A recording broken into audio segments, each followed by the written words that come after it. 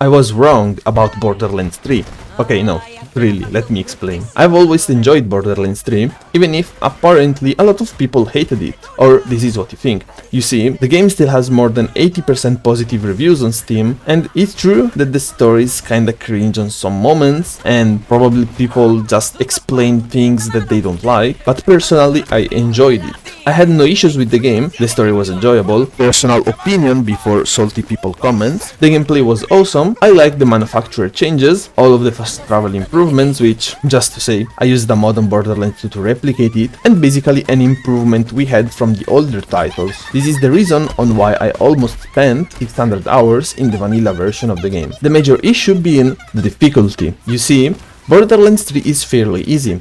It's not even close on what Borderlands 2 did, even if, to be completely fair, Borderlands 2 Ultimate Vault Hunter mode was extremely unbalanced.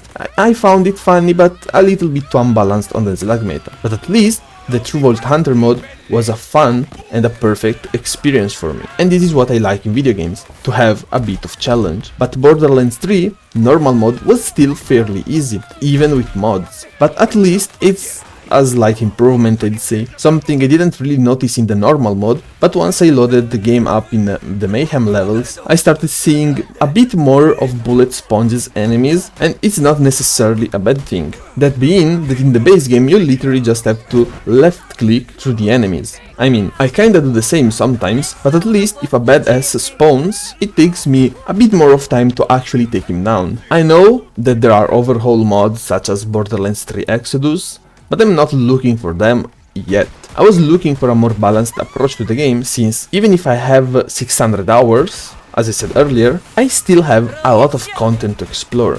There are tons of builds that I can try to make, different weapons that might be useful with the right build. Obviously a weapon will outperform another one just because of the base stats of the gun, but I do not care. I just want all the guns and Vault Hunters to be viable, even if the second one is already done. I mean, to be fair, in every Borderlands all Vault Hunters are viable with the right decision and builds, thankfully, even if, for example, Salvador in Borderlands 3 is completely overhauled and broken, you can still play all the other classes without too many issues. And it's something I can't really stand in video games. I think that all characters should be at least viable in more than one single specific scenario. I'm looking at you, League of Legends and Dead by Daylight. Talking about mods again, I finally found something that hit my interest after quitting the game for basically the past 3 years, and it being Borderlands 3 Balance. I'll start by saying that this mod is not perfect, but it made me enjoy Borderlands 3 again. As far as I can see, I'm not as overpowered as I used to be in the vanilla game. A lot of skills are nerfed, a lot of legendary weapons doesn't obliterate the entire population of the bandit because I actually left clicked on my mouse. It's easier to go down. Okay, no,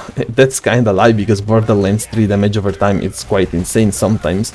But you got the point. And honestly, I'll not sit here and read the entire changes. I think I'm better off just exploring the mod, since I'm actually having fun playing this game again. There is a reason though on why I did all of that no-sense speech, and it's because Borderlands 4 is releasing soon. Okay, not really soon, it might take 10 out of 12 months of the new year for the game to release, but I don't care.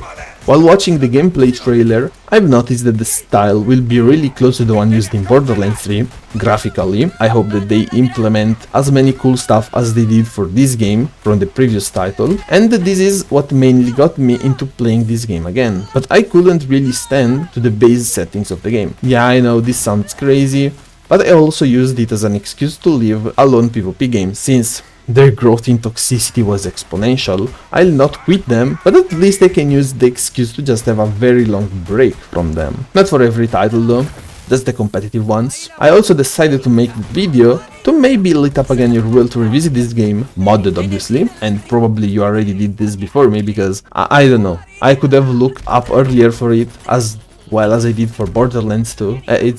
I don't know, don't ask me. And maybe this is a potential fix for you as well. For me it worked flawlessly. Said that, I'll leave in the description some citations to some content creators of this game that I found useful during the creation of this video. Just to say one, EpicNNG, which is doing a really good job about keeping updates on the new Borderlands title while sharing ideas and theories. I don't always watch his videos because I'm not much of a theory person, I'll just wait until Borderlands 4 releases. Even if they did kinda change Borderlands 3 before releasing the game, just because the community made a list on what they did want and on what they did not want in the game at all. I don't know, maybe I'll check some other video that he made just out of curiosity. For now, though, well, that's it.